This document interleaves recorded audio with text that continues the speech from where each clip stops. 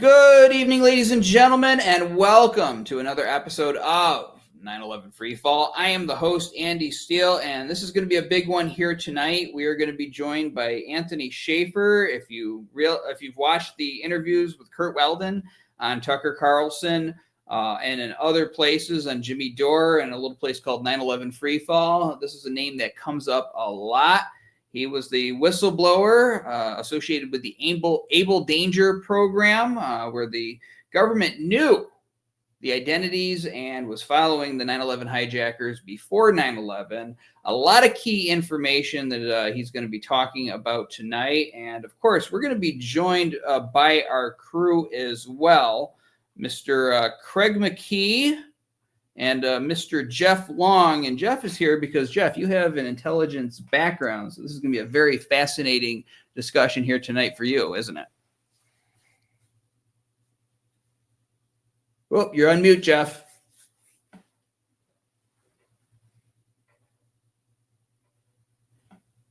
Yeah, I was trying to do the right thing and not have any background noise and putting it on. But yeah, there's so much that I think people do not understand about Able Danger and what type of program it actually was, compared to just being a data mining type situation. That it's far bigger and there are different implications. And I'm just glad that it's coming out and that Congressman Weldon has actually brought it up so many times in our discussions and with other people and with Tucker, with Russell, that it's a key component that people have just kind of lost track of. And especially for some of us longtime researchers, a lot of that is forgotten history, as well as the anthrax attacks and other aspects of the operation. So it'll be good for more of the information that can actually come out about Able Danger and what he's able to do. And if he can get these two other points of declassification going, if that gets authorized, that'll just kind of be a game changer as far as what everybody knows about Able Danger. Yeah, and this is so key. It's so important. I mean, geopolitics is important, of course, with September 11th. We always focus on the building destructions on that day, the science. I like science because it's facts that you can't really argue about. I know they do. They make fools of themselves doing that. But this is so key, because if we knew that these were dangerous people before September 11th, why didn't we do anything about that? Why were they called off of doing anything about that? Why wasn't the 9/11 Commission interested in knowing that we knew the identities of the hijackers before September 11th? Why didn't they hear about this in the 9/11 Commission report? Some of these things are going to be addressed tonight, but some of them have not been addressed, hence the need for the new investigation. And there's a lot going on right now. And, it's getting to the point. It's going to get to the point. I'm just going to warn our audience, because, we've got our crew here and everything, but a lot is hitting the media right now regarding September 11th, including Senator Ron Johnson speaking out. We had a historical event happen last week. A sitting senator has taken the position that Building 7 looks like a controlled demolition, and we've done an article about it. We've done an article about the media backlash surrounding it, but we haven't done a show on that yet because we wanted to get Anthony Schaefer on tonight to talk about Able Danger. But Craig, let's just get a quick reaction from you regarding mainstream media reaction to a sitting senator agreeing with us. Well, I think you could say it's kind of collectively freaking out about it, and they're what I notice is that they're pulling out all the usual tactics that the mainstream media use to demonize anybody that questions any official narrative. So they're calling him a conspiracy theorist. They're talking about him. There's an NBC article, and I think we're looking at a follow-up to last week's article that goes into, because there have been so many reactions. NBC talks about him, peddling conspiracy theories. So the peddling suggests, kind of there's some bad motive to it, or he's trying to make money off it or something. Things, bizarre is always a word that's used to describe these theories. It's basically what they're all doing is they're all trying to ridicule him so that they don't have to address the substance of what he's saying. And it's the same tactics they've used against us for 20 years. They just, by using mockery and ridicule, it's just that way they don't have to take any of the evidence seriously or address any of the evidence. It's just a tactic, and it's something that what's useful about it, I think, is for us is that they reveal themselves to be a little more than propaganda outlets. It shows it's so obvious. And actually the most glaring tactic that all of these articles seem to use is that they keep saying that, he is pushing already debunked conspiracy theories. So they always say that. They always say, well, these have already been proven false. They're already, or just false. Which, as a journalist, we would never have been taught to do that. When I was going to journalism school, we would never be taught, well, decide for yourself what's true, and then label the information in an article as being false. We would at most we would say, well, such as a person alleges that this is the case, and this is questioned by different people. You wouldn't presume to be the final judge as the writer of the article. It's just so obvious, the tactic they're using. Well, journalism went out the window. A little before 9/11. A little before 9/11, I saw the early stages of it, but then 9/11 just put it into hyperdrive because, unless we are just shutting down speech through mockery and propaganda, then the terrorists win.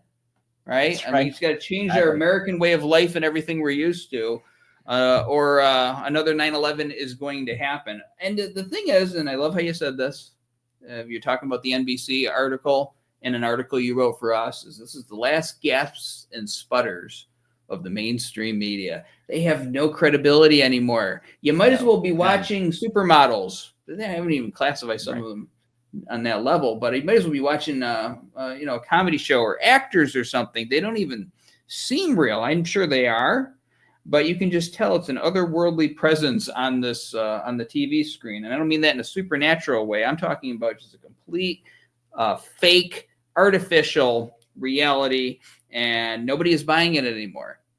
And I would add, Andy, I would add that 9/11 is helping everyone to wake up to this fact, because it's pushing things forward. When you get Tucker Carlson and Russell Brand and all these different people who are they're not exactly alternative, but they're not exactly mainstream either. They're kind of a hybrid, I guess. But people are now taking those people much more seriously than they're taking the mainstream people. And that's even I'm even talking about not necessarily people in our our area, but just the average person is the trust level in the mainstream media just keeps dropping and dropping. And this is only accelerating the process, which is great. That's right. So out there in the mainstream media, if you happen to be watching, keep doing it. Keep talking. The more you talk, the more you bury yourself, right? I mean, I know you're not going to admit you were wrong. Tucker Carlson did on doing that show, for, ridiculing or kind of shutting down people in the past. And that's why, he's one of the good guys covering 9/11 now. But I get that most of you are just, collecting a paycheck, doing what you're told, and you're not going to do the right thing. So as a service to America, just make it over the top. Throw out as many insults as you possibly can, because the American people are a lot smarter than you give them credit for, and they see right through it. And that's why they're watching shows like this, or they're watching Tucker Carlson. It'd be an honor to take this torch that we've been carrying and hand it up the ladder to some of these big-time alternative media people and have them take the fight forward for us, because they have the platforms to do that. So what we're going to do, because they just did again this week, saw in the news the way that Sinclair Broadcasting did, and some of the others, where you see that they've got the same script, based off that captured mainstream media, the Mockingbird Press, compared to what you were saying about Tucker and the others becoming the new mainstream. But there was another compilation of talking points where they were all basically, they were saying the same thing with the same code word that they were using to try to demonize the topic of the week of what was going on with the current administration. So that's what people are seeing time and time again, is that you turn on the TV, it is literally the same thing over and over and over again. It wasn't like it was in the 70s when you turned on the nightly news and you got a different perspective from the different broadcasters. You could get different news. Now it's like the same thing, the same regurgitation. They're just being true mockingbirds, repeating over and over and over and over again the talking points. It's the media hive mind. Most of these people are just happy to be there and to to just be part in the spotlight and everything. They'll do whatever they're told. Anybody who isn't going to be there very long, and that is what you're dealing with the corporate media. So if something's on fire and you want to see pictures of it, turn on the corporate media, put it on mute, turn on an alternative media radio show or podcast that's going live for the commentary, though, because honestly, those pictures are all the corporate media is good for, being Johnny on the spot for any new event. And as the alternative media grows, it may even be able to get those capabilities too in the future, and then MSM is going to be completely done. So that's exciting. Let's just see, right before we interview Mr. Schaefer, let's watch Senator Ron Johnson, sitting U.S. Senator, calling for a new investigation of 9/11, saying that they may have hearings. Let's watch. This is their information. They deserve the truth. It's been hidden from them way too long. But again, that's just in one area. I think it's interesting. I've been following you. You're starting to open up the aperture on 9/11, World Trade Center number 7. What the firefighters are telling us. I think that's something that needs to be explored as well. Now, I know you and I are both considered conspiracy theorists, but that's exactly how they keep this stuff covered up, is they accuse those of us that want to expose the truth that we're just a bunch of conspiracy theorists. Well, members of Congress are now coming forward on Tucker's show and saying, hey, they completely attacked my family and destroyed my career because I questioned the official story of September 11th, and none of it makes sense. And so the only way to find the truth is to ask the right questions. And this is the single most consequential moment in America. America changed forever, not for the better, after September 11th. And it's worth understanding what truly happened, just like on January 6th. To try and find the truth, you have to be able to ask the right questions. You go back to the firefighters. Every firefighter inside of those buildings was saying, including Donald Trump, was saying that this official narrative cannot be true. And I know that we're up against a hard out. Just one final question, since you brought it up. What would you like to know about September 11th, the official story there, Senator? Well, let's start with Building 7. Again, I don't know that you can find structural engineers other than the ones that had the corrupt investigation inside NIST that would say that thing didn't come down in any other way than a controlled demolition. I mean, you just look at that. You talk about molten steel. Again, you listen to the documentary Bravo 7. There's an awful lot of questions. Who ordered the removal and then destruction of all that evidence? Totally contrary to any other firefighting investigation procedures. I mean, who ordered that? Who was in charge? I think there's some basic information. Where's all the documentation from the NIST investigation? No, there are a host of questions that I want, and I will be asking, quite honestly, now that my eyes have been opened up. I've talked to former Congressman Kurt Weldon now. I will work with him to expose what he's willing to expose as well. Wow. So we may actually see hearings about this.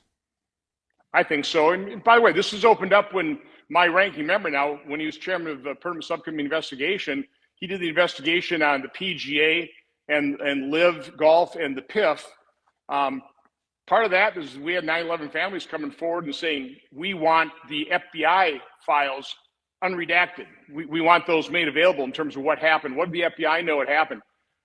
So we got engaged with that on a bipartisan basis. We want to get those answers, those documents for the families. Again, we didn't get squat from the FBI. So hopefully now with this administration, I think President Trump should have some interest, being a New Yorker himself. What actually happened in 9/11? What do we know? What is being covered up? My guess is there's an awful lot being covered up in terms of what the American government knows about 9/11.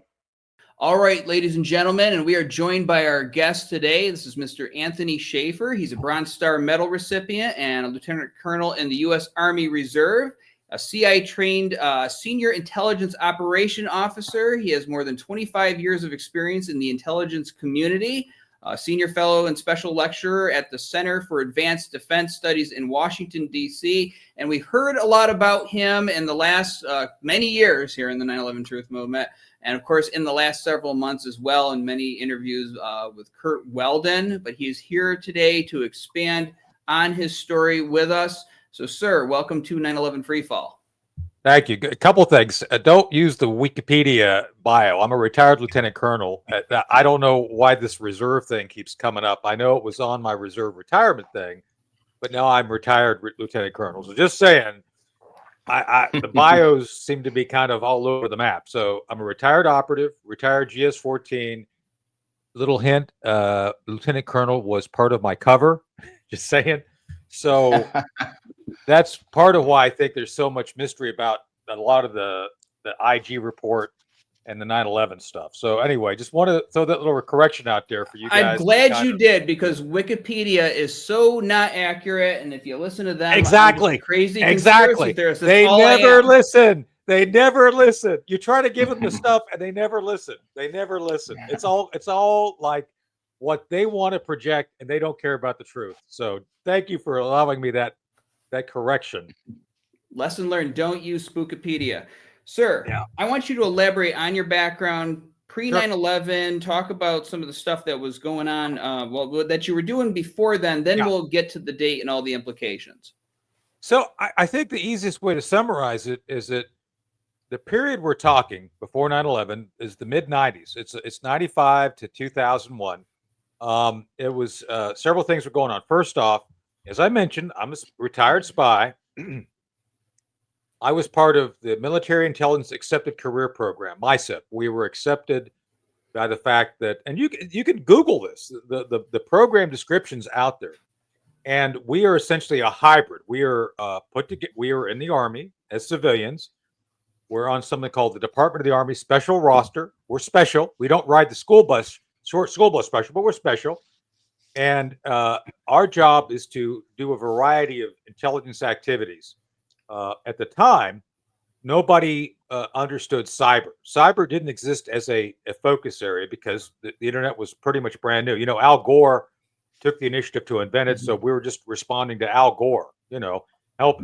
By the way, why did they name algorithms after Al Gore? I've never understood that, but that's another story. That joke was on my mind too. Go ahead. Anyway, so we were developing tools, techniques, and technology that never existed. And I was a young guy back then. I'm not young now, but I was young. And so we were all trying to figure it out. How do we use cyberspace, the internet, to do a variety of military tasks? And so in the context of the tasks, we were asked to put together capabilities in cyberspace.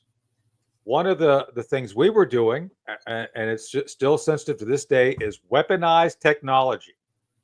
So weaponized technology can be everything from AI, which we were doing some very basic work on. A lot of the data mining used AI tools. As a matter of fact, I was just chatting with JD Smith, one of my colleagues on Able Danger. A lot of the stuff you all see today in AI started 30 years ago, 20, 30 years ago. So these are things that we were looking at, like, what do we do with this? And so because old guys, people my age back then didn't want to deal with cyber. It's like, no, it's like a fax machine. It's all going to go away. It's like, it's not going to go away. So that was the environment. And so the Department of Defense it allowed for a bunch of us to start looking at how to weaponize tools, techniques, and technology, as well as start using some tools such as data mining, which again did not exist before the late 90s, as an aggregator of data that can be used to spot trends and patterns. So that was it. That's what we were doing. And my unit, Stratus Ivy, which over here on the wall, it's something that I was the task force director of. It was a Defense Intelligence Agency Special Mission Task Force that was designated to do a lot of advanced operations. One of those operations was Able Danger. Able Danger was not our highest priority. It was a high priority, but there were a total of essentially 6 other national level strategic operations that my unit was supporting, Able Danger being one of the top, probably top 1 or 2. It was within kind of going back and forth between that and 2 others. But that's what we were doing. And so it was a new environment. People didn't understand it. And frankly, one of the things I've always said about our effort, my team's effort to support Able Danger, we weren't supposed to find what we found. That's what's made it so controversial. I'm convinced at this point, because we were a black operations unit. We were in DOD, not the intelligence community. This is another misnomer. We were not an intelligence yes, Defense Intelligence Agency is an intelligence organization. My team and I were off doing things to support operational plans. We were off doing special operations stuff. So our leadership was aware of what we're doing, but we weren't tied into the intelligence piece. We were pulling pieces out of intelligence operations to support military planning. So that's why we were off the reservation. We were off doing things to support the commanding general of Special Operations Command, Pete Schoomaker, and putting together plans to go after Al-Qaeda. So that's the environment. That's how we ended up doing what we were doing. So what did you find before 9/11? Talk about that, because this is big. So yeah, that's kind of the reason we're here. So everybody who was read into Able Danger was, you physically had to get, there's a big book, like a binder.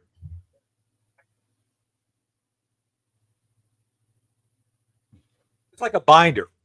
Able Danger was like a binder, and you had to get, they give it to you, and you read through it. And once you've read through it, you got to sign off. I'm number 5 on the bigot list, apparently, I was told.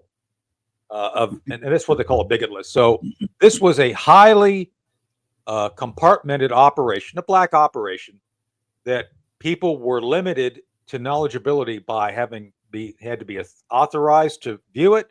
Once you viewed it, you had to sign off on it.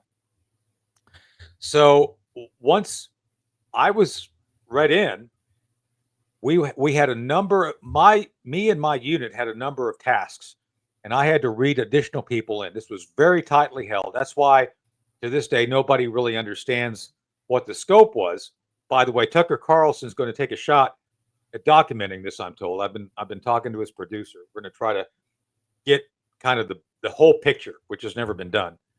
Anyway, so I was read in, and then I had specific tasks that I was assigned as part of the operation.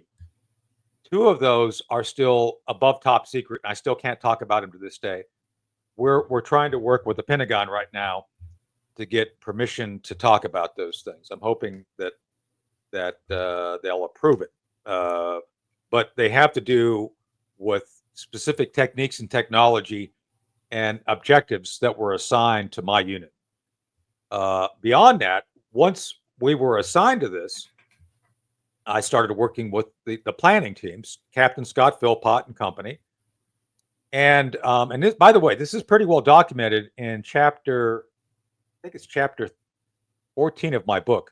I think it's Able Danger and Operation Dark Heart. Let me check one second. I have it down there. Anyway, I don't know where I stuck my book right now, but anyway, we do a full chapter and we kind of go through this.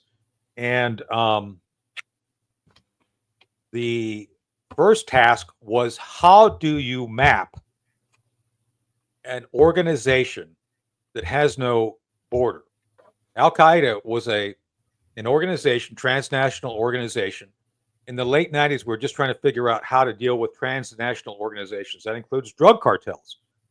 One of the other big targets, which I actually did work, was the Medellin and Cali cartels. One of my reserve jobs was to be the senior clandestine intelligence advisor to the J2, senior intelligence officer of Joint Interagency Task Force East, JADF East, and Key West, Tom Costarino, Navy Captain Tom Costarino. So they were doing something similar, trying to map drug cartels, drug mafia, whatever you want to call them, a very similar thing. These organizations don't recognize borders. And so this was a break from a lot of the targeting the Department of Defense had done in the past, where you had essentially geographic space as the framework of targeting. During the Cold War, you kind of knew who the bad guys and good guys were by where the borders were at. Warsaw Pact, NATO. Pretty simple. So we were now having to look at that. So we went out to a place called JWAC, Joint Warfare Analysis Center in Dahlgren, Maryland.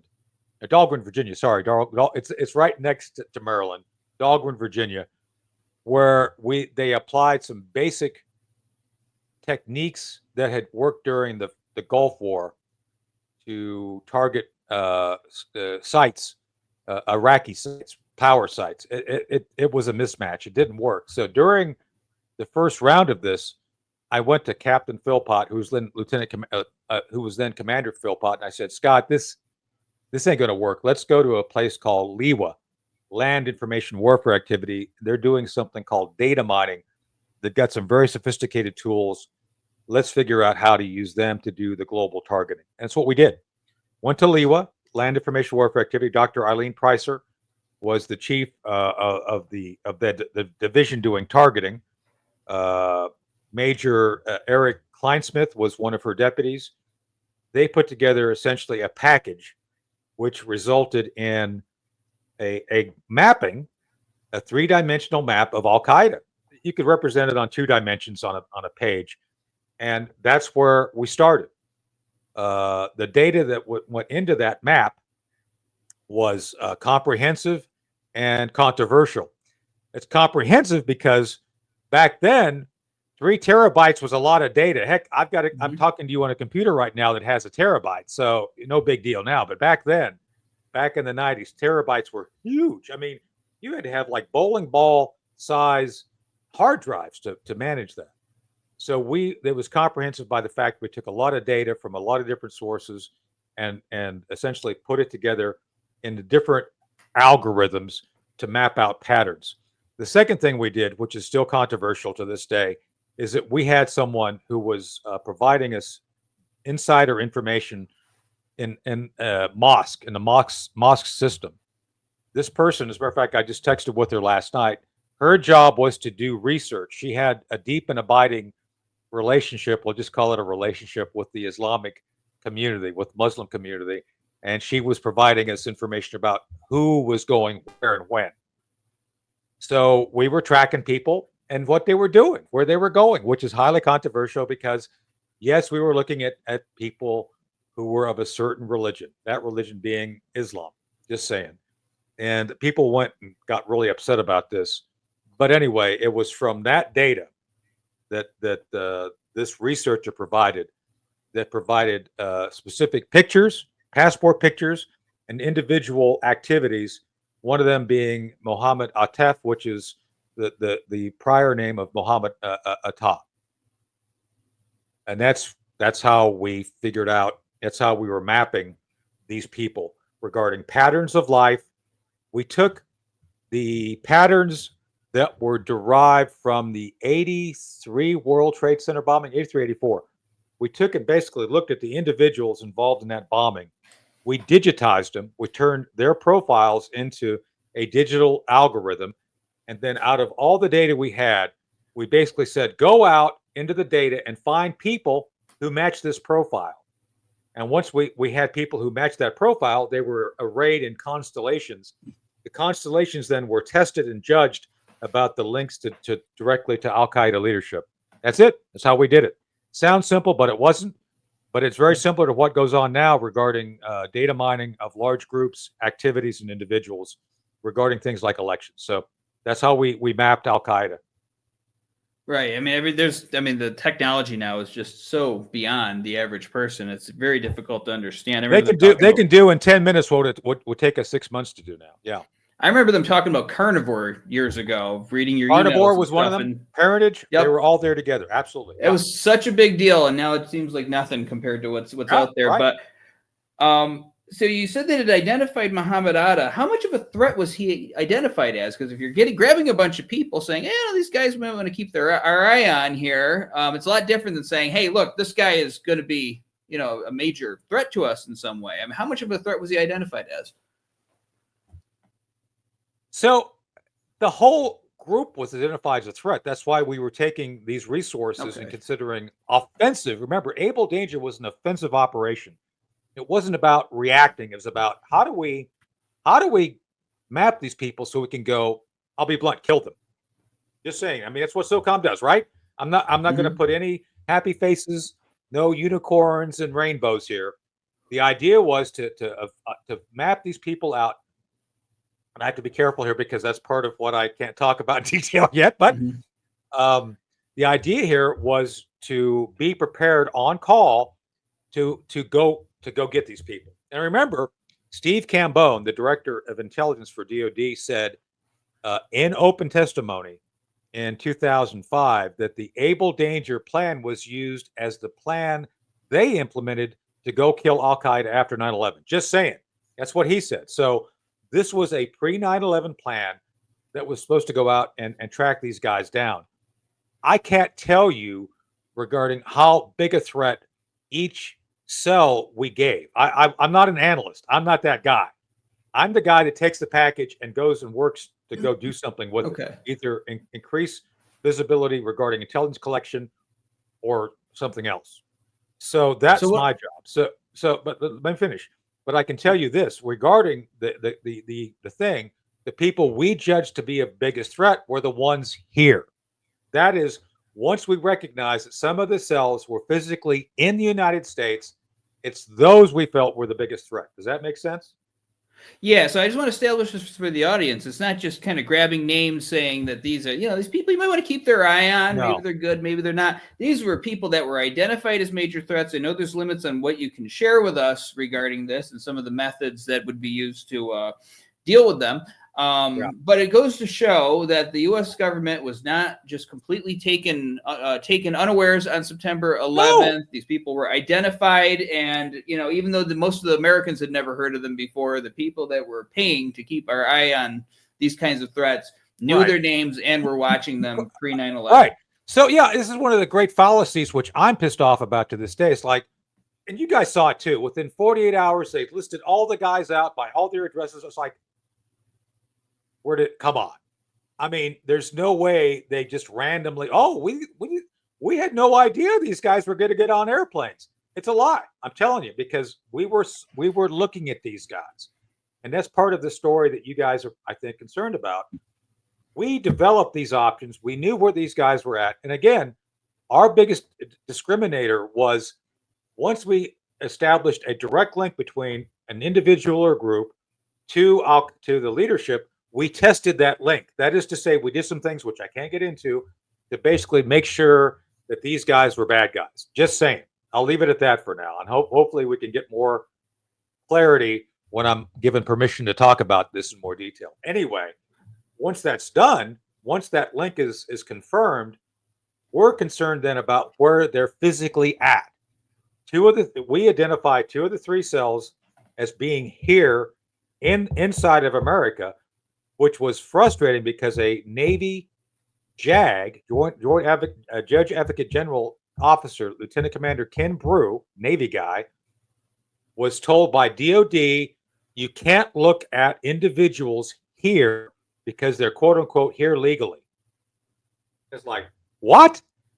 That's against every policy and intelligence regulation I know for 2 reasons. First, even if they're here legally, they have no presumption of protection of being a U.S. citizen, as we're finding out some of the legal battles right now regarding green cards. Just saying. Secondly, even a U.S. person, once they're affiliated directly with a predicate of a link to a terrorist organization, they're a legitimate target for intelligence collection. Just saying. So we were like, there's something wrong here, and we were told to ignore those individuals. So instead of ignore them, I was working with FBI's Washington field office, and on 3 separate occasions, I tried to arrange for Special Operations Command, who had their data, to pass that to the FBI, to Washington field office's bin Laden unit, so they could do something with it. So that's where the mystery kind of happens. Why were we shut down? Why were we told we couldn't look at these folks?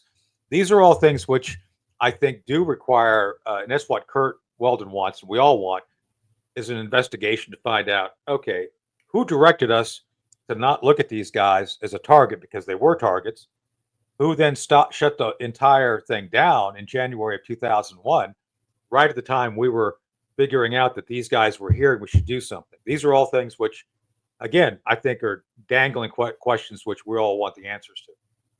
Well, sometimes I ask rhetorical questions for entertainment purposes. I'm going to do it now. Why didn't you take it to any members of the 9/11 Commission? Wouldn't they be interested in hearing this? Of course. Go ahead. And did you bring this to the 9/11 Commission members? I think that's been documented. That's a whole chapter in my book. Exactly. So please tell the story. Yeah. So I'm deployed, and this is why people ought to get Operation Dark Heart, because it kind of lays out part of the narrative of what happened. I was deployed undercover as the Defense Intelligence Agency's director of operations for the clandestine, well, basically all operations in Afghanistan. And I was working for a guy, you may have heard his name, Lloyd Austin. Does that guy sound familiar to you all? He was a brigadier general, and not a very bright one. Just saying. And Stan McChrystal. I was also the senior when McChrystal and Task Force 121 showed up. JSOC, Joint Special Operations Command. I was the senior human guy for them. I got moved over to work for Crystal. This is all in the book. So at some point, the 9/11 Commission shows up at Bagram Air Base in Afghanistan. And a guy named Phil Zelikow, the staff director, is there leading the delegation. So I got word, they put out word that, hey, the 9/11 Commission's here to talk to folks about their experience on 9/11, before 9/11. If anybody has anything of importance, sign up. So I raised my hand. It's like, yeah, I was involved in something that they maybe they probably heard about it, but I just want to make sure. So I talked to my boss, Colonel Jose Oliveira, who was the director of leadership targeting. Jose says, put together a 1-pager and I'll send it up the chain. So I did have officially, because this is one of the you didn't have permission to talk to him. It's like, oh yeah, I did. It was all in writing. So I got permission to go talk to the 9/11 Commission. And then I sit down in the room, and they had, it was just a big cluster F, they had everybody in there. And so I'm going to be the last because mine is the most sensitive. They go through you don't want to hear about it. It was a lot of nonsense. Anyway, they come to me. I'm the last one because mine is the most sensitive. And so I start walking through everything I just talked to you guys about. Not in quite as much detail. It was a lot more focused on kind of the cells and whatever happened. I think my notes are out there somewhere too from this. Anyway, I mentioned to Zelikow, like, look, we were tracking the 9/11 guys to include Mohammed Atta, 2 of the 3 cells. And then there was just silence. The circus turned into like, what? And so I gave him the rest of the story. I laid it all out. And so at the end of the meeting, he pulls me aside and he gives me his card, which I still have, by the way, just saying, because he tried to deny ever meeting me at first. Anyway, so it's like, what you've said today is very important. You need to come back and see me as soon as you're back. Because this was, again, Afghanistan, October of 2003. And so, yeah, of course, I'm going to do what I'm asked to do. And by the way, it's a little bit sensitive because I was an alias. My alias, well, I just say it was Chris Stryker. It's a great alias. What can I say? Chris Stryker. It was fun, If you're going to have an alias, have a cool alias, right? So I get back, take some leave, and then I call the first week of January. It's like, I call his number. It's like, hey, this is Tony Schaefer. You knew me in a different name. Except I was like, oh yeah, we know who you are. We'd like you to come in next week and talk to us. Okay. Anyway, 10 days go by. They don't call me back. I call them back. It's like, oh yeah, we know who you are, but don't worry about it. We have all the information we need. We don't need you to come in. Right. Okay. Yeah. It's like, okay, sure. And so next thing you know, I'm on my second deployment to Afghanistan. This is in a book. This is in Dark Heart. I'm called back out of the blue. You need to return now. And I'm literally suspended. My clearance is suspended and I'm shoved away. That's the last chapter in Dark Heart.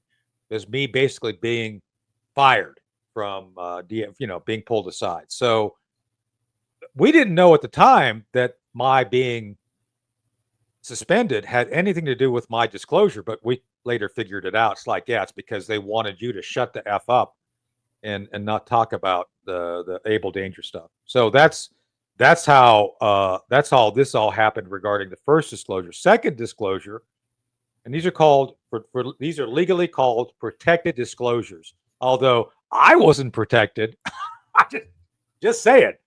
The second protected disclosure came in when I was suspended by Defense Intelligence, but U.S. Navy didn't buy into it. Neither did the Army. The Army, U.S. Army Intelligence, Terry Ford, the number 3 guy, approved me to work for the U.S. Navy for something called Deep Blue, and the Navy's internal Pentagon think tank, with then now Captain Scott Philpott in 2005 and 2006. So despite the fact that DI suspended me, nobody else bought into it. Nobody. I was still getting access to classified information, doing things, because everybody knew it was like, there's nothing wrong here. There's something wrong, but there's nothing wrong with Schaefer. So I was out doing things, and I'm over attached to Navy, doing helping the Navy rebuild Able Danger. Navy wanted to create a situational awareness capability to basically protect people, protect things like Captain Kurt Lippold of the Cole, because, and we could go into a whole story on that, but we were working with Captain Lippold, trying to develop technology that could be used as early warning to prevent loss of life and catastrophic attacks against ships. That's what the purpose was. And I'm an Army guy. Remember, I'm Army, and I'm over helping the Navy. So at one point, Captain Philpott gets in trouble because he's going to Capitol Hill personally and asking for money, which apparently you're not supposed to do. Who'd have thought? You can't go to Capitol Hill and ask for money. So I'm just doing my job there at Deep Blue one day, and Scott looks over at me and says, "Oh, you're Army. Our Navy rules don't apply to you, do they?" It's like, yeah, no, they don't. It's like, okay, we're sending you over to ask for money. Nothing can go wrong here. So next thing you know, I'm over meeting with, we're circling back to the beginning of the conversation, Congressman Curt Weldon. And so I go in, I'm a neophyte when it comes to politics. I'm just, my job is to do what I'm asked to do. So I'm in meeting with Curt Weldon, Congressman Weldon, vice chair of the House Armed Services Committee. And we're going through, and I'm telling him about what we want to do and this, that, and the other, giving him the background. And so at the end of the meeting, he says, well, Colonel Schaefer, this is all good. I think we'll support this. But I got a question for you. What happened to all the money we gave you for this last time? What do you mean? He says, well, we gave you guys a ton of money for LIWA, Land Information Warfare Activity, to do something like this. What happened to that? It's like, oh, well, let me tell you. So I go through all the Able Danger stuff with him. Everything we've been talking about, I go through with Kurt. And so at the end of that conversation, he asked me the same question you just asked me. Why didn't you go to the 9/11 Commission with any of this? Like, I did. I talked to Zelikow himself. Well, there's no record of it. Well, famously, there's no record of it. There's no record of it. And so Kurt goes and talks to Russ Casso, his chief of staff. He says, call Chris Kojum. Chris Kojum was the 9/11 discourse guy over at the 9/11 Commission. I guess he's the guy left holding the bag, and keeping the records dusted off and all that. So Russ calls him and says, look, we've got a guy from the Pentagon who's making a claim that there was a pre-9/11 intelligence and operations program called Able Danger that you guys were told about. Do you know anything about this? And so about 20 minutes go by, and I'm sitting in Kurt's office, and then Russ Queso, he's a 6'6" former linebacker. He played football in college. He walks in. He's just white as a ghost. And I'm sitting there looking at him, and I'm in uniform. No, I'm in a suit. I'm in a suit. Strike it. I'm in a suit. And I look up at him, and he says, Kurt Walden looks at him and says, well, and he says, oh yeah, they heard of Able Danger. And Kurt says, and? But it was a road they chose to not go down, unquote. So that was the beginning of my odyssey as a whistleblower, which I still don't consider myself a whistleblower. I was just asked to go talk about stuff I was doing. So there you go. I hope that's a good kind of background for what we're talking about. Something I want to highlight, because I watched an interview with you with Judge Napolitano, and this is like from 10 years ago. And I don't think you said it by name, but you said that a commissioner you talked to said to you, this is the quote you said on there, everybody on the commission was covering for someone. Now, I don't know if I can ask you here or not. And who was that, Zelikow who said that, or? No, Zelikow, he doesn't have that level of honesty. It was John Lehman. So really, considering your experience, and again, this is a little bit rhetorical because I've already said on this show many times this was a whitewash, but just getting your opinion on it, how much value did the 9/11 Commission give to understanding the 9/11 buildup, how it happened, the entire situation surrounding 9/11, and how much of the truth did they really get at, or was this really just a pageant for the public? It was a pageant for the public. Let me give you, and here's why. First, the Bush administration didn't want to do anything at all at the beginning because they just wanted it to go away. It's like, yeah, it was an accident. It's like, no, it wasn't an accident. And plus, there's the issues of the Saudis. By the way, we saw this just at the time we're talking right now. Just this past Sunday, there was additional disclosures regarding the Saudis, which is very inconvenient. And the Bush connections with the Saudis, I think, was a huge issue, which is still a huge issue. Just saying. There was, so that's one area that people really didn't want to talk about. Secondly, regarding the overall report, Condoleezza Rice would have looked really bad if everything was disclosed regarding her. Plus, I don't know if you guys remember from my other conversations, LIWA, Land Information Warfare Activity, actually was asked to do an assessment of the CCP's penetration of the United States regarding technique. This is back in the late 90s.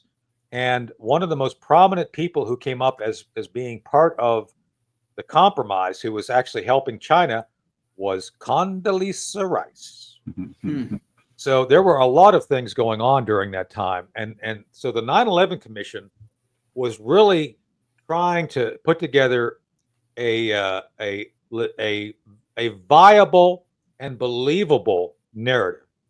That's why we were an inconvenient road that they chose not to go down. Now, let me ask you, and you kind of figured it out already. Why would you ignore the fact that it was proven to them, ample evidence? I wasn't the only guy. Dieter Schnell, one of the other investigators, had Scott Philpott go to him in 2005 as well, 2004. Once you're presented with facts saying, hey, this unit was real, why would you, quote unquote, not go down that road? Because you didn't want to go down that road because you had a narrative you'd already decided you're going to go with. And anything on the outside, like a black special mission unit tracking these guys before 9/11, well, that shows that maybe we did have a heads up. Just saying. So. Well, exactly. Now, I want to make sure we mention this because you got permission from your commanding officer to print your book. You got a cease and desist order, and the government ended up buying every single copy of the book using taxpayer money. It's got to be some horrible revelations in there. What was the horrible revelations that they didn't want anybody to hear? Well, let me get one of the. Hold on a second. Let me get a copy. And ladies and gentlemen, I know the 9/11 Commission was just a pageant for the public because the media and our government, in many cases, are not here to help us. They are here to handle us, to usher you from one narrative to another, to control the story. And this is exactly what I want our audience to hear today, because this is coming at the need for another investigation from a different angle that we don't typically look at, but just as strong as what we normally present. All right. So here we go. Able Danger. Operation Dark Heart. There you go. You can get it. It's still on Amazon. This is and so Able Danger. There's the, let's see if I can do that. Able Danger. And look right there. Look. Oh, there it is. There it is. There's some disclosures there that regarding the 9/11 stuff that we've always felt that's what they did not want to talk about. We were talking about specifics relating to the intelligence activities we were engaged in. Yeah, okay. Pretty big paragraph there. There's so much of that there. So Kurt Weldon says, and I do too, they wanted to stop the publication of the book. By the way, it didn't work. Because, come on. If you're told not to read something, everybody wants to read it, right? Of course. So they tried this really stupid, like, we're just going to stop the publishing. So they got outsmarted by two things. First, the publisher. So the publisher, to your point, they felt legally confident. They had a written letter from the Army saying, yeah, it's good to go. We're good with it. And by the way, that came up later in court filings as well. The federal judge overseeing our First Amendment lawsuit acknowledged that I had complied fully and the Army had given me permission. So that was huge regarding the issue of censorship. They lost on the censorship. Anyway. Oh, there it is. Anyway, back to the story. So the publisher gets a cease and desist note, and it's just like the movies. They have three guys in bad fitting suits come up and say, oh, there's intelligence identities in the book. This is like August of 2010. This was right before the book's about to be out. And it's like, no, we've already got it ready to go. And they said, the publisher calls me on the phone and says, we're going to cooperate. And I was pissed, like, oh, come on. It's like, no. Trust us. Okay, I'll trust you. So next thing I know, we stop. I get this letter. This is part two of the thing. I get this letter from Defense Intelligence Agency. And the letter says, if this book is published, the free world will fall. And I'm not joking. I mean, it was that severely worded, like, oh my God, Western civilization's on the brink. So I get this letter, and it's like from my commanding general.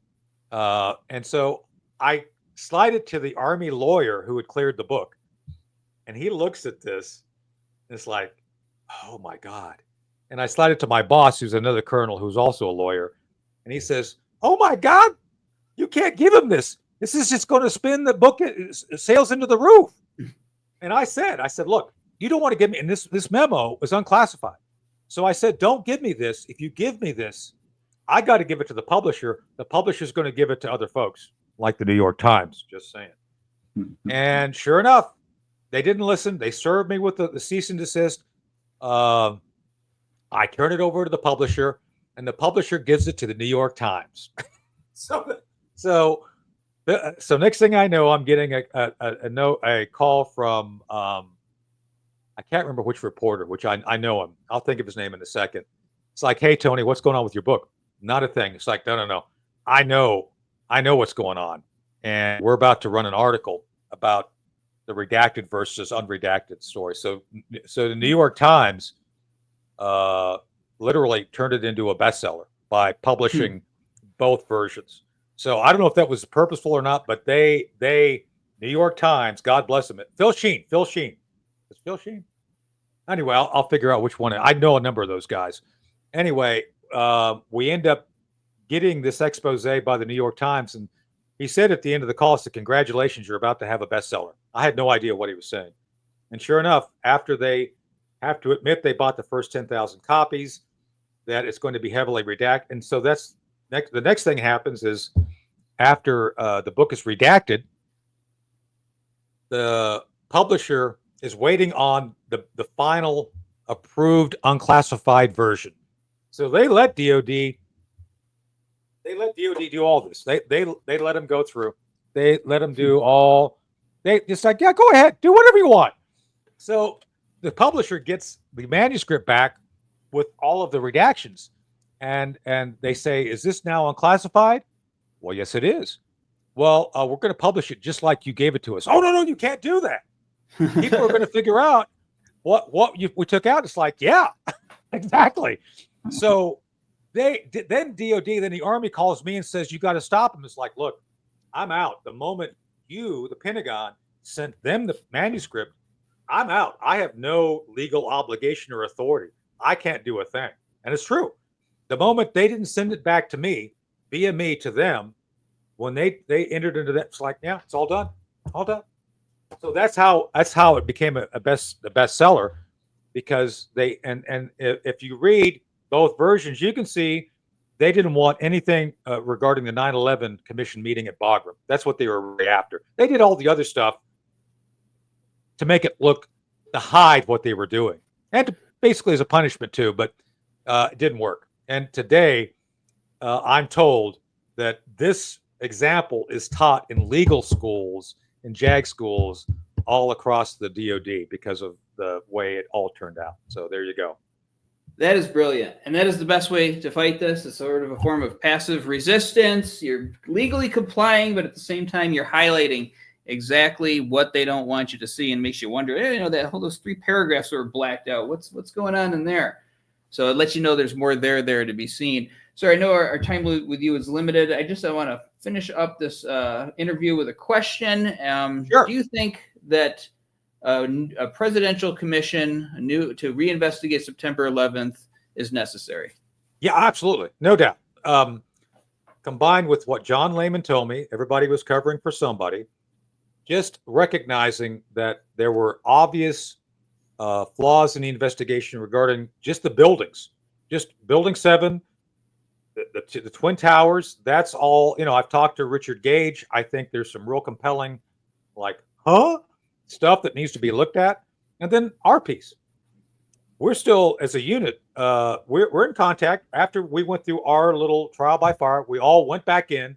We continue to do what we could to serve the nation and to protect the people we love and the things, and be loyal to our oath of office. We didn't quit. We were just shoved aside and they tried to ridicule us, but we're all still doing what we can. But I think everybody needs to wonder, why would you set up a black unit, and then at the time that things are most dangerous, you just say, yeah, we're not going to, you guys just stand down, don't worry about it. I think people are owed answers to those questions. Absolutely. And since 3,000 people roughly died on that day, their families deserve to have the truth about why this happened, how it happened. And it's just like a cold case, but it still affects our nation today. Tony Schaefer, thank you so much for coming on 9/11. I hope that helps. Well, thank you. I hope that helps provide some additional background and justification for what you guys do. Thank you for having me.